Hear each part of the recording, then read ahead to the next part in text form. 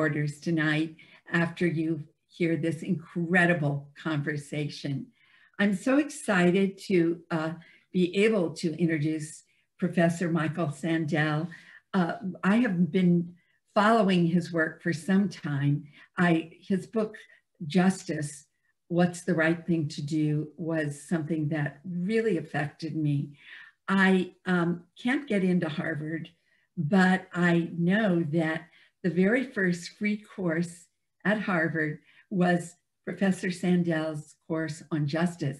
And I understand that tens of millions of people have been taking this course. And how did I miss it? I'm going to do it too. The BBC and PBS have featured his work as part of the Public Philosophers series they are doing. And I just feel really strongly that this is a book for our time. It is accessible. It is actually fun to read, but oh my goodness, there are so many things that I learned from it. And sometimes I run into someone who I think is very, very articulate and I know is wrong about merit and why people who are doing well should get the goodies. Now I have answers. I feel really lucky. And of course, I am so happy that a student of Professor Sandell, Mayor Pete Buttigieg, has agreed to be in conversation tonight with his teacher. As you know, Peter, I learned to call him Peter when his husband Chasten did an event with us a few weeks ago. But Pete was mayor of South Bend for 8 years. His mayor's time got interrupted when he got called to Afghanistan, where he was heroic and an incredible patriot. And I am so impressed. I had the pleasure of reading his first book and finding out a lot about his time as mayor. He does have another new book, which after The Shortest Way Home, which I am so happy that we have here in the store. His book is Trust, and boy, do we need that right now. So these two amazing thinkers are here today because my colleague Karen West was so determined that we would have this event. And I'm so grateful to both of you. Thank you so much. I'm going to sit back and enjoy a fascinating hour. Thank you. Well, thank you so much to Elaine and Book Passage. It's such a pleasure to be able to gather this way, and I admire how you have adapted to the times and been able to continue your work of convening and spreading ideas and literature. And it's a real honor and a humbling occasion to be able to share a virtual stage with Professor Michael Sandell. If you are from any of a couple of generations of Harvard students, you know his legendary status as someone who makes political philosophy accessible to those who will go on to study many other things in the world, and for those who choose that as their field and study it at his side, is somebody whose influence really is shaping our time and certainly has shaped the way I approach the intersection of values, ethics, and practice in roles like policymaking, which I consider to be applied philosophy in many senses. The book, The Tyranny of Merit, hits close to home in a lot of ways. And I'm so excited to be able to have this conversation. On a much more superficial note, I've mentioned to my staff that, Professor, you have, I think, the finest Zoom background. If Room Rater had an 11, it would be applied to your setup. And at some point, I hope you'll divulge your secrets. But in any case, I'm really looking forward to this evening's conversation, and might begin by posing to you a question about how the book begins, because you start by talking about the college admission scandal and the fact that we think of admissions as meritocratic. This proved or showed that there were ways that people were getting around it. But then you go in I think what many readers would find an unexpected direction, talking about how actually, even if we had a perfectly incorruptible, totally meritocratic system, there would be something about it that produced what you call in a memorable phrase, morally unattractive attitudes. So I wonder if you could share a little bit about how you unpack that moment and what it has to teach us. Well, thank you, Pete, so much for that warm introduction and for joining me for this conversation. And I just want to say first, what to our viewers will be self-evident. What a source of pride was the campaign that you ran and what you achieved and what you are continuing to achieve on the national political stage. It really is something I so admire. So it's all the greater a privilege for me to share this conversation with you. The college admissions scandal, everyone was appalled by it. And many people pointed out that what these celebrities and affluent parents were doing illicitly might not be all that different from the role that money plays in college admissions legally.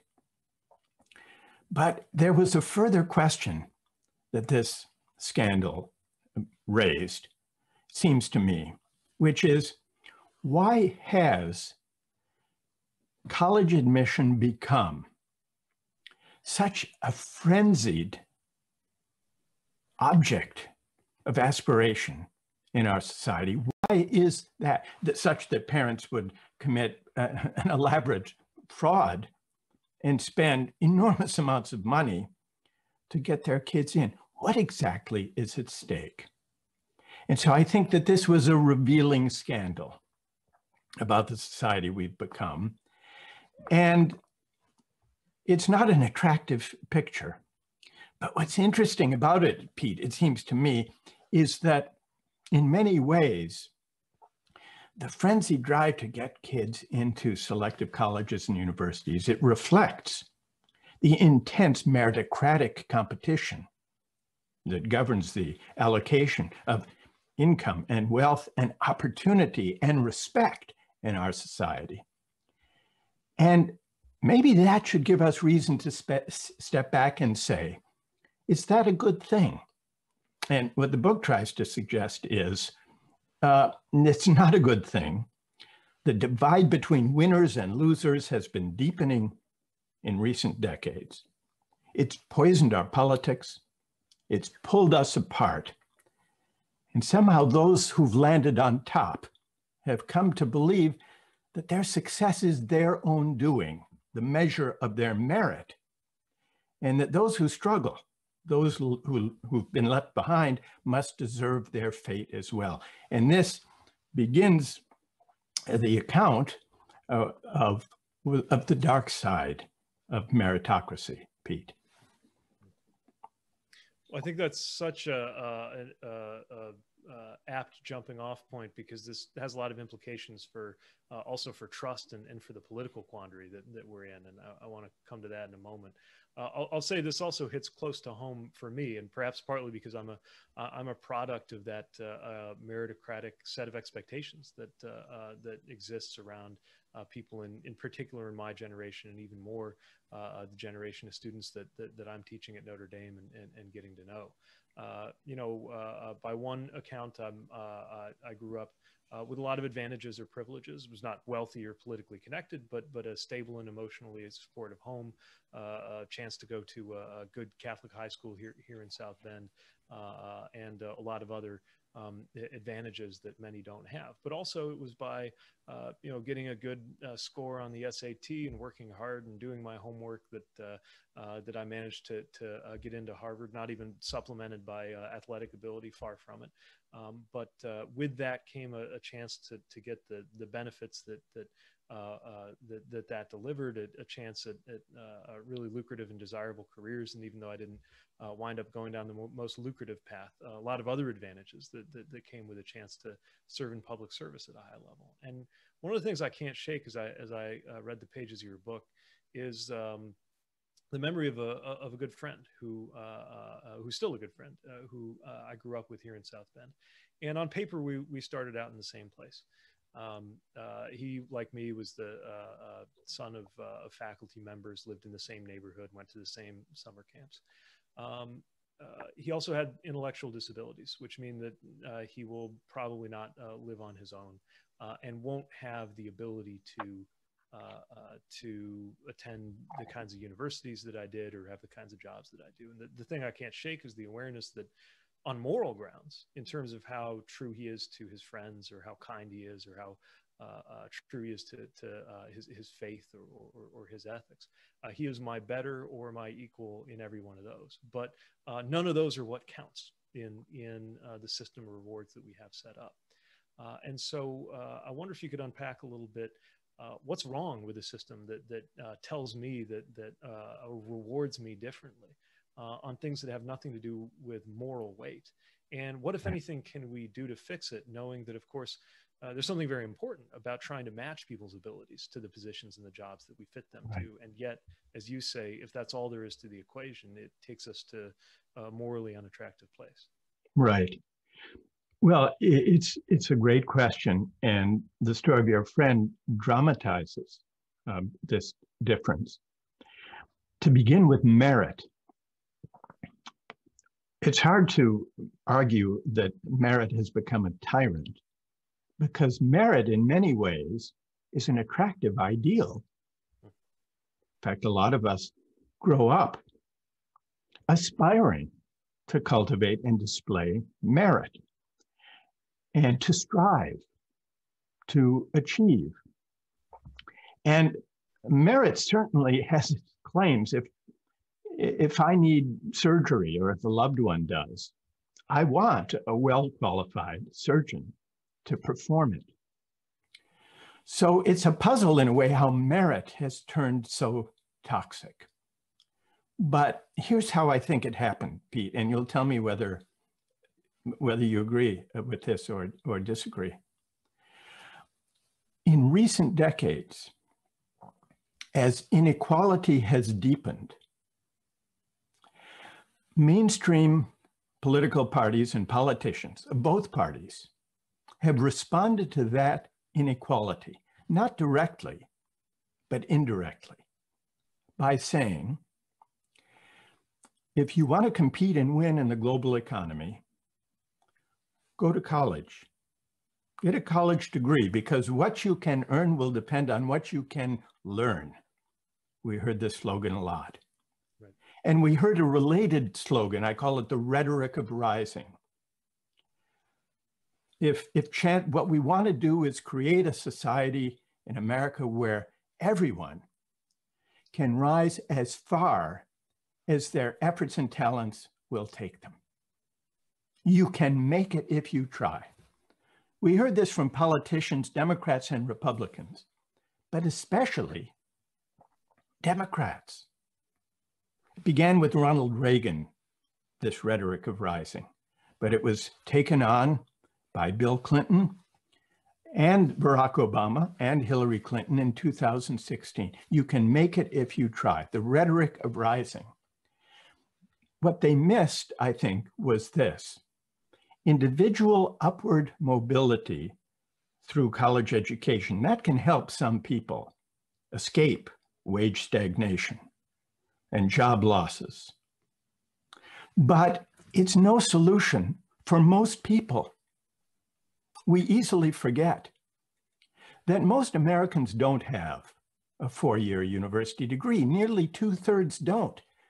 So creating an economy that sets as a necessary condition for dignified work and a decent life a four-year university degree is a kind of folly. More than that, it's a kind of insult to a great many of our fellow citizens who don't have a university degree and who are left to contend with the inequality and the wage stagnation that isn't really addressed by this rhetoric of rising.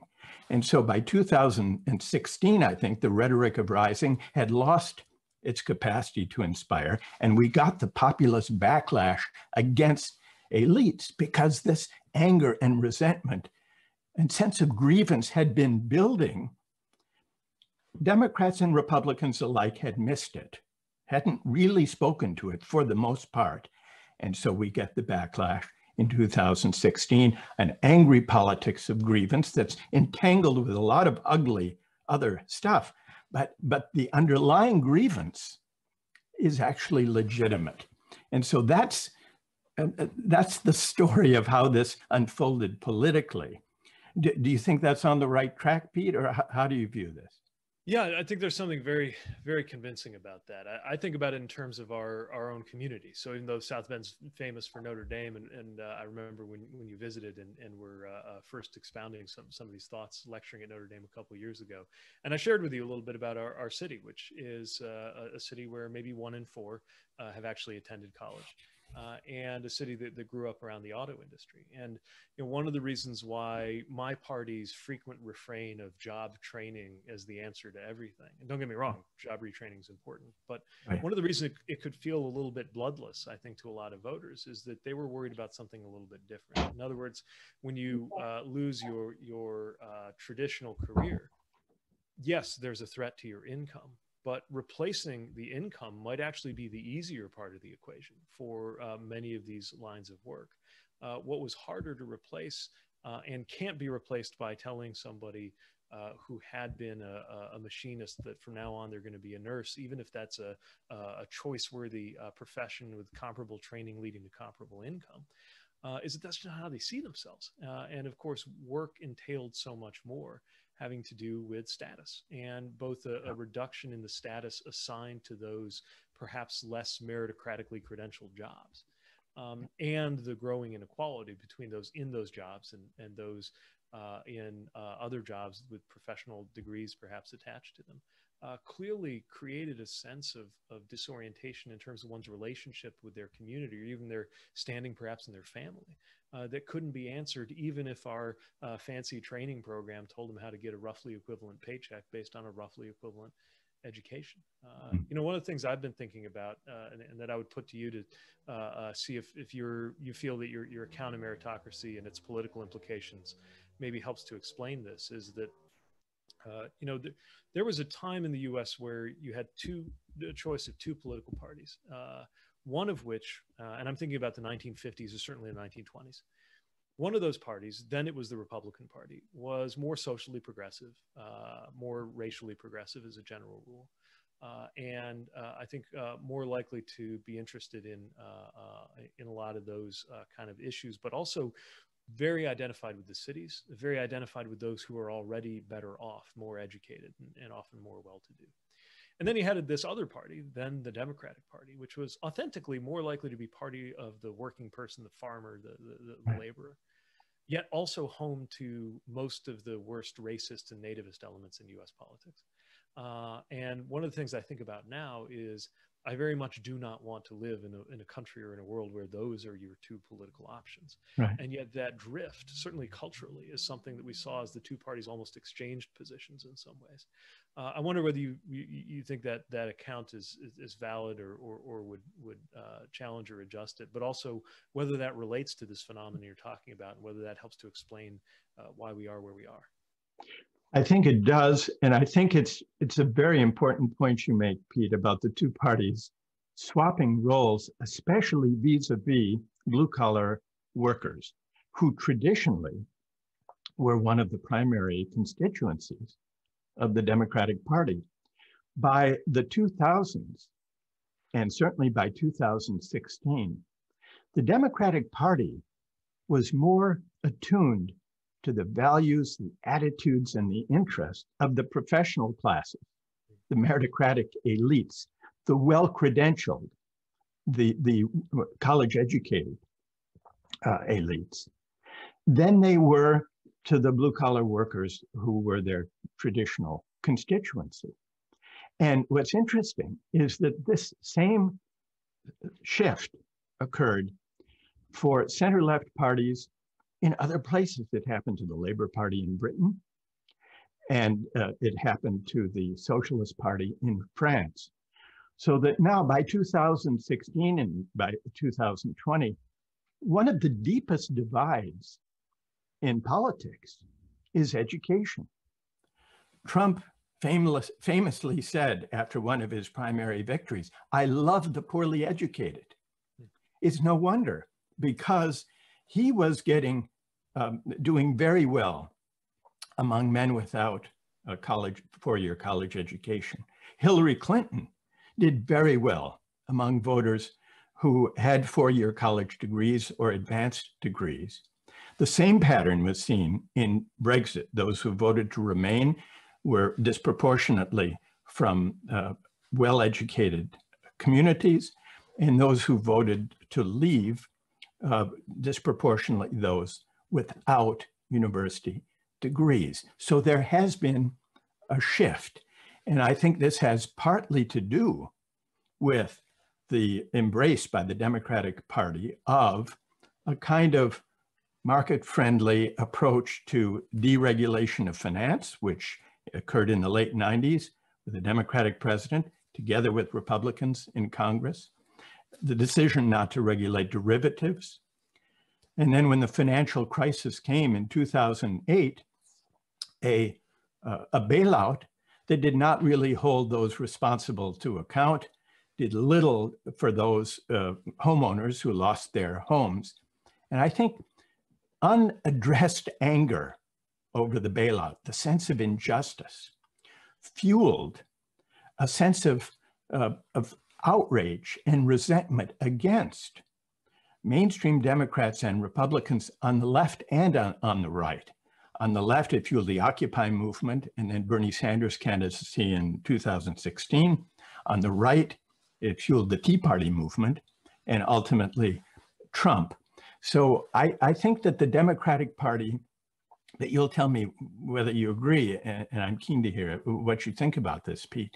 I think the Democratic Party needs to focus less on arming people for meritocratic competition and focus more on the dignity of work, on asking what is necessary to make life better for the majority of Americans who don't have a four-year college degree. We could discuss ways of doing that, filling that in, but what would you think of that as a general shift in emphasis for the public philosophy of the Democratic Party, Pete? Yeah, this rhymes a lot with my sense of where we are in terms of a moment in between eras, a kind of blank page in between chapters in history. And we could try to make sense of where we are right now, which I think is sort of illegible until the election. But where we've been really throughout my lifetime has been what might be described as the Reagan era. In other words, there's a way in which you might describe President Clinton, even President Obama, as perhaps the last Democratic president of the Reagan era, governed by this kind of neoliberal consensus that has clearly left us with a higher level of income inequality. One of the things I write about in my book on trust is the extent to which just that backdrop of higher income inequality is like a kind of cosmic background radiation that just changes the intensity of some of these other things we've been talking about. I wonder if these kinds of anger or resentment or mistrust that we're confronting, even if the sources were the same, wouldn't be so intense if they weren't happening with this enormous inequality of income and with status that goes with it. You know, one of the most interesting books to come out in roughly the same season that yours and mine have is Robert Putnam and Shailin Romney Garrett have a book, I think, called The Upswing, which traces a kind of a hump shape beginning in the 1880s, if you kind of draw a graph from then to now, on which many measures follow roughly the same arc. And they're measures of social capital, social trust, and above all, economic equality, which was at a low point in the 1880s, improved to a sort of peak in the 1960s, and now has brought us to a new low point. And so I wonder if anybody, whatever their politics, who's been alive in these last decades, has just witnessed this general policy failure in terms of the inability of any of our, you know, as we went through various administrations, the inability of our country to do something about that, which then changes the stakes for these kind of zero-sum battles for status or for certain kinds of positions. in a way that maybe could have been avoided. And I'm very keen to think about what comes next if that neoliberal season has broken down or exhausted itself. What exactly is around the corner? And I know that you named this neoliberal kind of turn in both parties as one of the culprits, but then you mentioned this other related one of the technocratic turn, which I'm really interested in as well, because I'll tell you, I went through a bit of an evolution, having come from a very technocratic place. I was at McKinsey. I was working on problems that tended to have solutions that could be computed. And then I came into office here in South Bend and found that so much depends, especially for a policymaker, on understanding the difference between when you're presented with a technical problem and when you're presented with a moral problem. That's just a fundamentally different set of challenges that can't be resolved by becoming more efficient. When you can make something more efficient, by definition, if it makes no one worse off, then you ought to try. But it doesn't actually solve so many of the challenges that are in front of us that are actually about competing interests or competing values that need to be negotiated on the basis of some moral principle. In fact, I'll give you another very parochial example from my time as mayor, but one that got me thinking, because it's just an example of how you can't compute your way out of a problem. We had an area of town where there was an ethanol plant that pumped so much water that it actually lowered the level of the water table, which is not a problem because we have so much water here. And it was built in the 1980s. Sometime in the 1990s, near that ethanol plant, houses were built. And they were built according to the specifications that were appropriate, including digging the basement such that there was still some gap between the bottom of the basement and the top of the water table, except nobody was aware that the water table had been artificially lowered. This became an issue 20 or 30 years later when I was mayor, and the plant went out of business, and the water table went to its old level, and the basements, of course, flooded. And there was really nobody to blame or to sue, because both the home builder and the builders of the ethanol plant went out of business. And of course, as happens anytime there's an emergency in the city, people want to know what the mayor was going to do to fix it. And no matter how many times I tried to think of the different ways we could engineer some solution, the truth was that the question was just, should the city accept responsibility for something that it didn't cause, but neither did the people who were suffering, their homes destroyed or damaged, who just wanted the water out of their homes. And in the end, we did something that would seem absurd by the lights of technocratic problem solving, which was that we started pumping water and bringing it out of the ground and then putting it right back into our sewer system. An inefficient approach, but something that allowed these people to live in their homes while eventually a buyer came into place and restored the ethanol plant to its capacity and got us to the status quo ante. But the real questions that we faced were and this is a small example, but one that really helped me understand, wait a minute, you're never going to compute the right answer for what to do. You've just got to decide whether it's okay to use the resources take a little bit from every taxpayer in the city and use it to help this handful of homeowners whose lives are being terribly disrupted. Yeah. So all of that's to say, I'd love to hear you unfold a little more how that kind of neoliberal consensus that you talked about interacted with this technocratic turn that you've written about, and also whether you have any guidance for political figures who are trying to recognize the difference between when we're presented with a technical challenge, where there's a solution, a technology or an answer, an equation that will allow us to make everybody better off and nobody worse off, and when it's a choice, a moral question that cannot give something to anybody without taking something from somebody else, and how that might bear on the questions you pose in the book. Right. Well, these are questions that are right at the heart of not only the shape of our public discourse should take, but also right at the heart of the future of the Democratic Party and of progressive politics. I was struck, first of all, Pete, when you described Obama as possibly the last president of the Reagan era, and I think that's apt.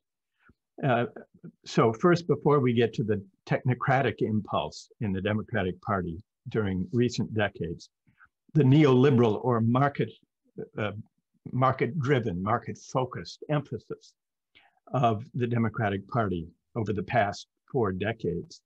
I think it really goes back to the 1980s when Ronald Reagan and Margaret Thatcher made the argument that government is the problem, markets are the solution, and markets are the arena of freedom. Then, when they passed from the political scene, they were succeeded by center-left politicians, Bill Clinton in the United States, Tony Blair in Britain. But these center-left politicians and parties did not challenge the fundamental premise of the Reagan-Thatcher market faith. They didn't challenge the premise that market mechanisms are the primary instruments for defining and achieving the public good. They softened, and they softened the harsh edges of the free market faith. They strengthened to some degree the safety net, but they didn't challenge that fundamental premise of the market faith.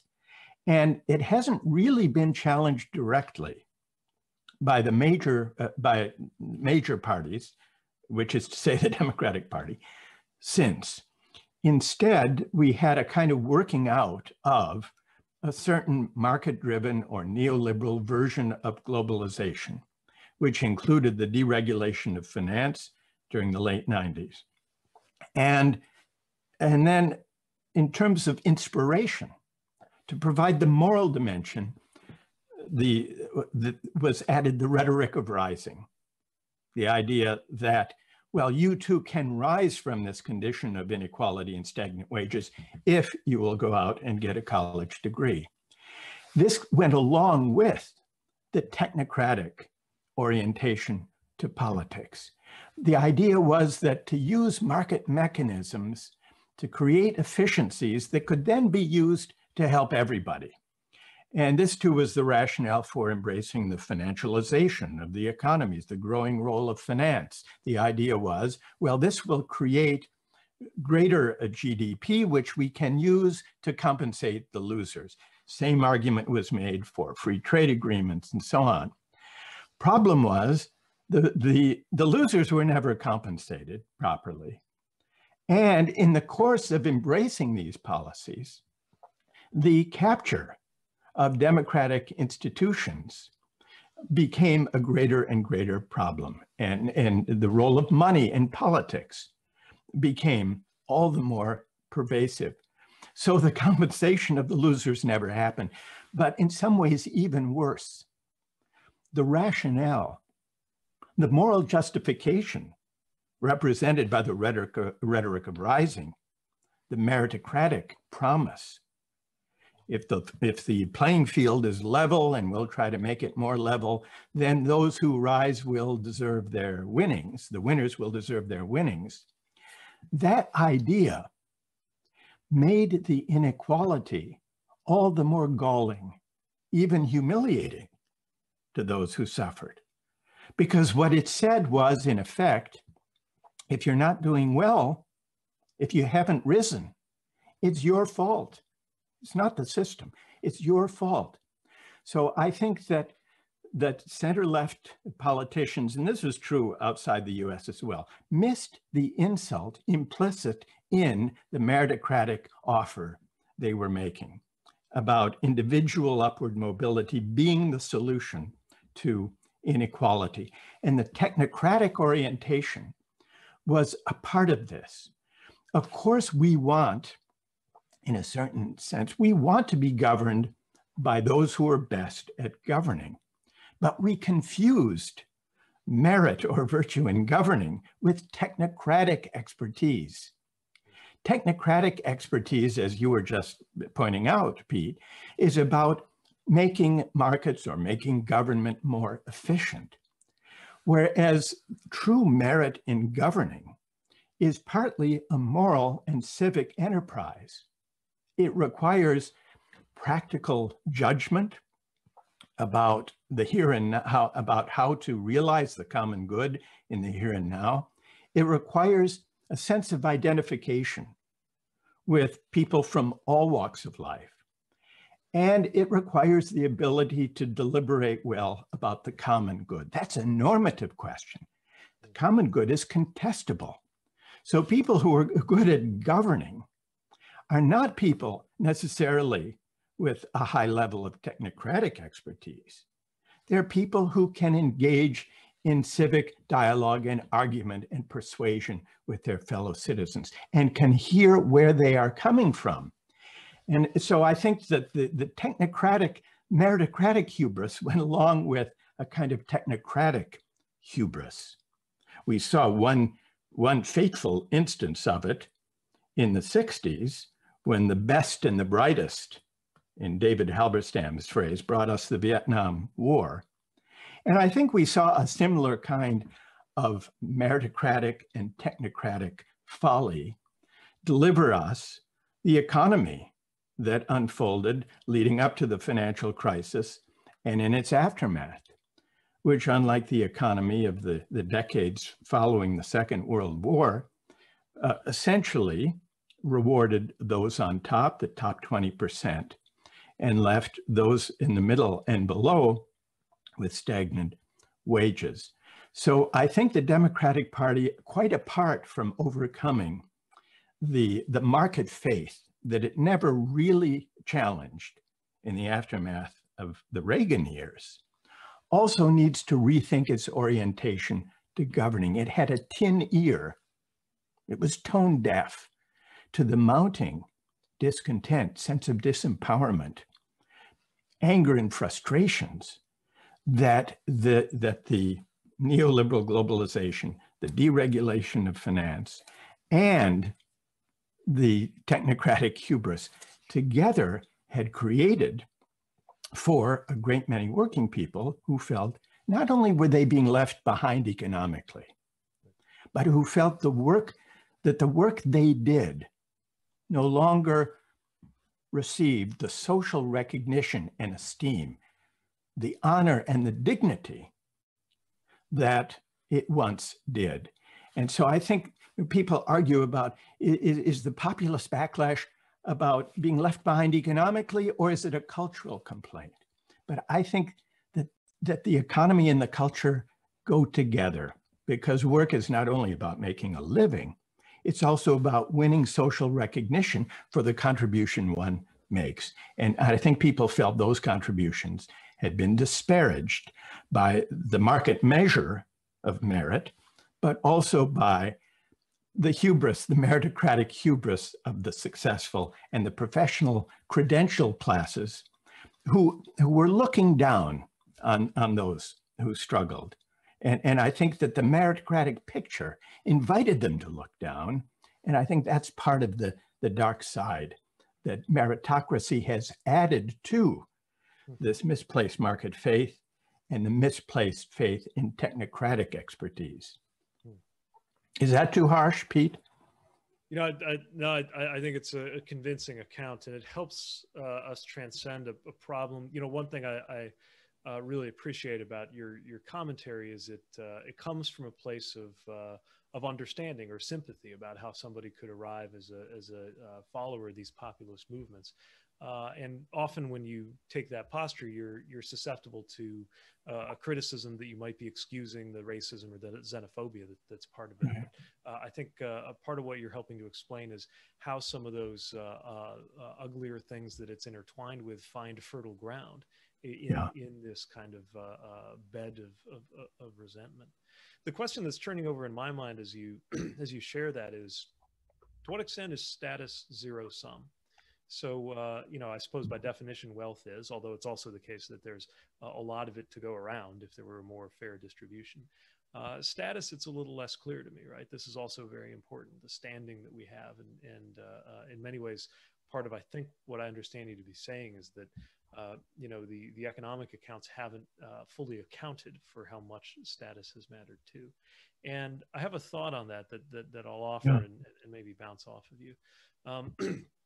One of the things I noticed as I was working on the research for trust is the extent to which our circles of belonging, our kind of groups that we belong to, or identities that we belong to, have become increasingly concentric rather than overlapping. This is part of what Ezra Klein writes about when he talks about why we're polarized. That you can more and more predict based on certain things about what circles somebody is in, what geography they live in, or what profession they're in, or what educational status they have. You can predict other things about them, like their political preference or other kind of social attributes. And this is very dangerous, of course, because it leads to this kind of sorting. I was thinking about it in a different context, which is that of the role that group belonging plays for trust. In other words, when you're in some kind of group, by its nature, it gives you a head start, a sort of down payment on trust among members of the group. I think about it a lot in the context of my military experience. At first, I was reflecting on the trust that I developed with the people who, somebody who would get into my vehicle for the 30th time to go outside the wire, trusting me with his life and vice versa. Not that we were a maneuver unit. My job was just to drive somebody, get them there safely, but still, thinking about the risk that we took. But then I started thinking, what's most remarkable is not the trust that somebody put in me on our 30th time going off of base. It was the trust they put in me the first time we were going off, when they didn't know a thing about me. At least they didn't know a thing about my character. They knew the rank on my chest and the name tape and the flag on my shoulder and certain things about me. But that initial provisional trust that is offered was a function of the fact that we belonged, at the very least, to a common American project and also to a common military unit. And so I got to thinking about the way that shared experience helped us cut across some of the different orbits that each of us might have been in, racially or politically or regionally, the people that I was thrown into this unit with, learning to trust one another with our lives. The reason I bring it up in the context of status is it's crossed my mind that part of what might help us lead a balanced life is that we have different levels of status to the extent that we participate in different kind of social or civic or familiar arrangements, right? So you might have a very high, I experience this status shift again regularly as the mayor of the city, who would then drive up the road in my reserve unit and be a lowly ensign in my military unit. And you might have a certain elevated status in your family that just comes by virtue of seniority, that's different from the status you have at the workplace. You might have status in a religious community that's different from the status that you have economically. And I wonder there too, do we run a risk as we find that more and more of our different identities or groups that we belong to wind up being all kind of versions of one another? You lose the ability to be lower on the pecking order in one context in your life, but higher in another, that maybe gives us a little bit of that balance that we all need. And if you feel regarded in one environment, it takes the edge off maybe being a little bit diminished in another. Does that track with what you've been talking about? I like that a lot. What you're suggesting is a pluralism of sources of status, which may be connected also with a pluralism of communities, some overlapping, that are sources of social recognition and appreciation. I think that's very true. And I think part of what's happened in recent decades is that there's been a flattening of the plural sources of status. And the flattening one of the agents of that flattening, diminishing the plural sources of status conferring communities, is that more and more we have a single metric of status, which is how much money you make. As we've shifted from having a market economy to becoming a market society, the market judgments have come to infuse every aspect of life. And it's pushed us in the direction of a singular source of status. We fall easily into the assumption that the money people make is the measure of their contribution to the common good. And this leads to a kind of flattening of this plural sources of status, where who lands on top, who's left at the bottom, is largely defined not by how you're regarded in your community, in your religious organization, in the association to which you belong, in your union, in your family. More and more, there's a kind of singular, flattened measure of status. And this is connected to the idea that the market is the measure of our contribution to the common good. Now, how to solve that or how to address it, I think part of it is to say that the market verdict on who contributes what to the common good is misleading in so many ways. We see that now with the pandemic, when those of us who can work from home, we can't help but recognize how deeply we rely on workers we often overlook. Delivery workers, grocery store clerks, home health care providers, truckers. These are not the best paid or most honored workers, but now we are calling them essential workers. So I think this could be the beginning, at least, of an opening for a wider public debate about what counts as a valuable contribution to the common good, and how can we reconfigure the economy to bring a better alignment between the rewards we confer on people, economic rewards, but also esteem and the importance of the work they do, without simply assuming that the market is the measure of a contribution. Beyond that, I think we have to create more class mixing institutions, public places, and common spaces that can bring us together in a shared democratic life, because now so often, as the result of the sorting mechanism that a meritocratic society becomes, those who are affluent, those who are of modest means, live largely separate lives. We live and work and shop and play in different places. We send our kids to different schools. And this hollows out the common spaces, the public places that bring people together in the ordinary course of lives and enable them to feel that they are and to be participants in a common project. It strikes me that what you're describing really is democracy, not merely in its formal sense, but the idea of a democratic society or lifestyle. I certainly think one of the best things that happens to you when you run for office, especially a local office, is that you constantly encounter people who are at any potential spot on the income or kind of social spectrum, but they each get one vote.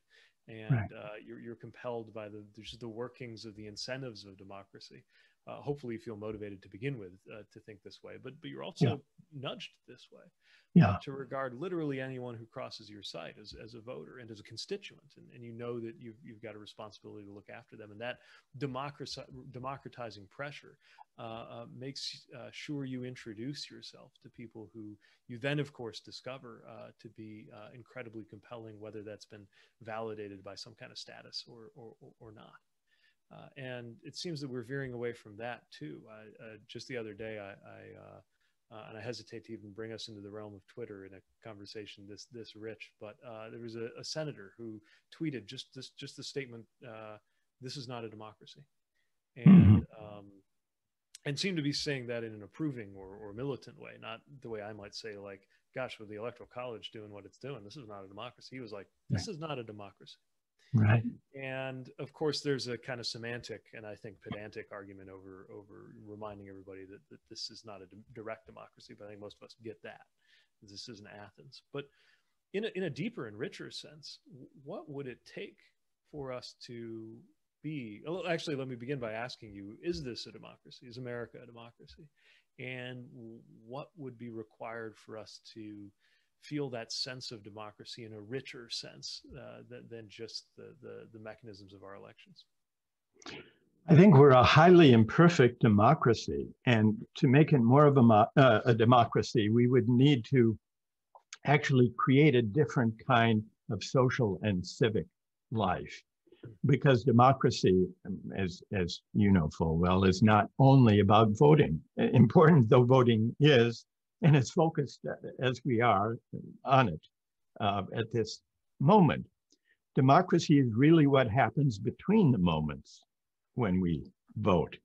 And that means it depends on creating a civil society that brings people together from different walks of life in the ordinary course of their lives, not just gathering for debates and explicitly public occasions, but gathering in public schools, cultural centers, recreational facilities, public transportation, sports stadia, coming together from different walks of life, but encountering one another, bumping up against one another, because this is how we sense palpably that we share a common life. We learn to negotiate and to abide our differences, even in these small moments in a shared civic life. And what's happened in recent decades is those common spaces have largely been evacuated.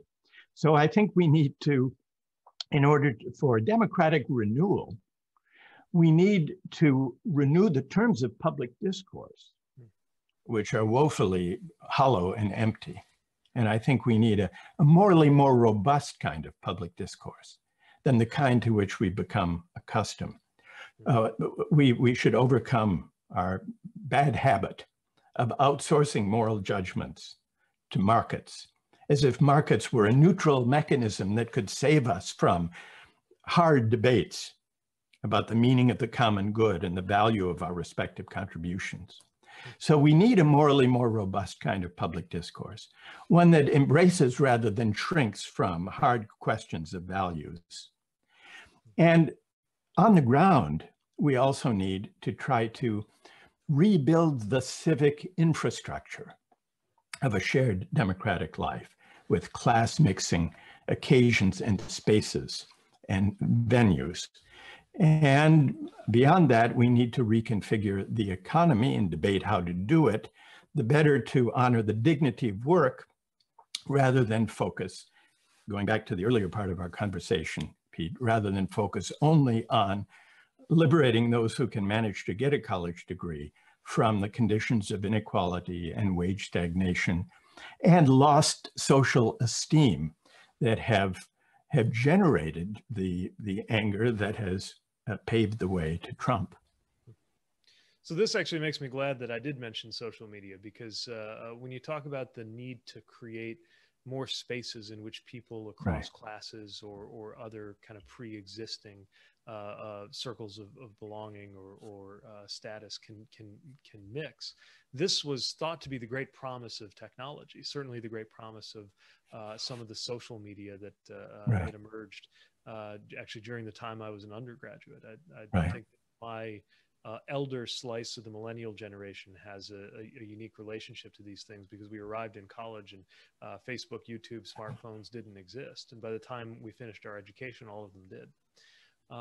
I wonder what your level of optimism or pessimism is, especially given that certainly the more giddy pronouncements of the techno-utopians of the 90s and 2000s have obviously been shown to not only not come true, but it feels as though the reverse has happened. Do you believe that online spaces hold part of the promise of the civic encounter that you're describing? Or have we just learned the hard way that there's no substitute for brick and mortar and face-to-face? Well, it's hard not to allow some hope for online spaces in an evening like this, Pete, when it's really the only way we can have conversations like this. And I certainly think that online learning can be a way of creating access to teaching and learning in free, ideally, I would say free public access for people around the world. So I think that new technologies can be a source for democracy, for civic dialogue, for teaching and learning, but that on the whole, the social media landscape is more harmful than helpful to the civic project. And that's because, like so many media before it, it's become less instrument of civic dialogue and more of capturing attention in order to sell us stuff. And so I think that if social media and online technologies are to contribute to civic dialogue and reasoned public discourse and learning, it will not happen on its own. It will only happen with very deliberate and intentional undertakings to create venues, to fund venues that can perform this function. But I think it's a damaged and pernicious development. It sounds like a civic and perhaps policy challenge then to build up those spaces and or to make these digital spaces more conducive to the kind of encounter you're describing. And you've got me thinking about another book that I encountered not long ago called Palaces for the People, which is all about the concept of social infrastructure and how it can foster this kind of encounter. I know we're coming close to the end of our hour, which aptly makes me want to ask you a closing question about timing. So some of what, certainly what motivated me as I was writing was to think about how we're in a hurry when it comes to reestablishing trust. We just don't have a lot of time. Establishing the world's trust in the United States, restoring our trust in one another, building up Americans' trust in political institutions. Trust is often a function of time, right? It comes by way of repeated, predictable, credible, and upstanding behavior, but we're in a hurry. And it occurs to me that many of the changes you're calling for, from very tactical, specific things you've mentioned that need to happen, that you mentioned in the book need to happen in terms of the dignity of work or reforms to higher education, to this kind of deeper moral challenge about civic space, we don't have an awful lot of time. So as a scholar, I'm especially interested in this, knowing that I'm addressing a public intellectual. Because it crossed my mind when I was trying to figure out what to do with my life that different fields had a different level of reward in terms of impact and in terms of how quickly that sense of impact was gratified. I flirted with journalism, and I saw journalists who could change the course of a decision or a debate or a campaign the very same day that they reported something, just that instant sense that they had that effect after reporting something important. But maybe that effect would be a little bit diminished by the fact that the next day there'd be some other hot story. Swift gratification, but the impact was more kind of in the moment. And then I thought at the other end of the spectrum are intellectuals who sometimes have the greatest impact of all. Not billion-dollar ideas like the iPhone, but trillion-dollar ideas like the internet or the theory of evolution, or the kinds of political thinking that eventually move empires to rise and fall. But it takes a very long time, and they're very rarely even alive to see the impact they had. And one gratification of being in the political space is you're somewhere in between. It might take you a lifetime as a politician to see the effects of your labor, but you can also be reasonably confident that it'll be within your lifetime that you'll know what difference you made. So I wonder, as somebody who has a lot of traction and presence in debates of the moment, but also as somebody who clearly takes a very long view, how long do you think it will take as a species, or certainly as a country, for us to develop the kind of civic faculties you're calling for? And what can we do to speed it up so that we develop these forms of growth before it's too late? Right. Well, I don't think it's a matter of speed or time or haste so much as thinking through our predicament and seeing it clearly. And that can happen in a moment, or it can take a very long time. Yeah. But I do think that what matters most of all is getting the fundamental moral and spiritual questions right, figuring out what questions to address. And it seems to me at this moment, one of those questions is, what really is the meaning of success? How should we regard those of us who are the winners of this project of technocratic, meritocratic globalization? How should we regard our own success? Regarding the meritocratic hubris to which we are prone makes it hard to see ourselves in other people's shoes. Appreciating the role of luck in life, recalling our sense of indebtedness, on the other hand, can open us to a more generous politics of the common good, can enable us to look upon our fellow citizens, including those who may be less fortunate, and say, there, but for the accident of fate, or the grace of God, or the luck of the draw, go I. The humility that can be prompted by appreciating the role of fate and indebtedness. This humility, I think, is the civic virtue we need now. It's not in very plentiful supply.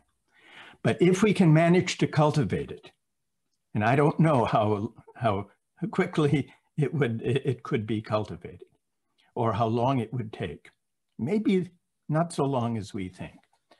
But this civic virtue of humility could point us beyond the tyranny of merit toward a less rancorous, more generous public life.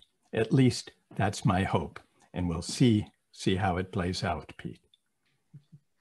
Well, that's such a welcome and hopeful note to end on. Thanks for that. And thanks for the chance to speak with you this evening. It's such a treat. Elaine? Well, thank you, Pete. Thank you so much. This was such an amazing hour. We could have kept talking for hours. It was so fascinating. And there were over 1,000 people from all over the country and even out of the country watching. And I know that each of us learned so much. I am really excited that I was able to be part of this and to have these two books. Christmas is coming. Think of your thinking friends, or maybe some who need to think a little more.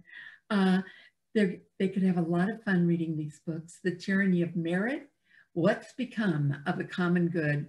From what we heard today, you could get the sense of what a fascinating and important book this is. And Pete Buttigieg's latest book, after his long way home that I loved so much, I adore this book, Trust. And there was a scene in this book I just have to tell people about when Pete was in his caravan and someone came up to him and in Afghanistan, and he had to decide whether to trust that person or not. And I thought, we all have to make these decisions. We all have to decide how we're going to be as people. And these two amazing books can really help us get there, no matter what happens. And it's going to be a very scary 3 weeks. Dip into these, it will give you strength. Thank you both so much. We have, tomorrow, we have the day off, but on Wednesday, Elizabeth Lesser, who is the founder of the Omega Institute, where so many people have gone to think and write, will be talking about her book, Cassandra.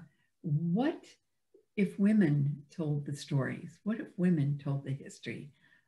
We are going to be talking about that with Elizabeth and with Isabel Allende, our friend, the novelist. And I will give you a little hint.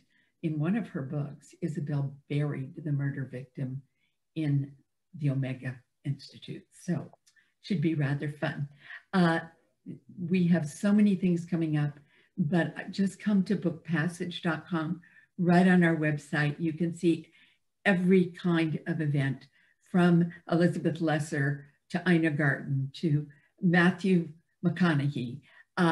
And this was particularly precious to me because it brought us the chance to hear two great thinkers talking together. And thank you both so much for this. And thanks to Extended Session and to all the people who have supported us by buying books and sending us good wishes. We hope to see you again on Wednesday. And to Pete and Michael, we know we're going to see more of you, but everyone should spend some time with these fabulous men in their books. Thank you both so much. And tell your friends to come see the archive, because if they weren't part of our 1,000 viewers, they can see it too. Thank you so much. Good night. And I just feel so overwhelmed with all the ideas that came into my head today. Thank you.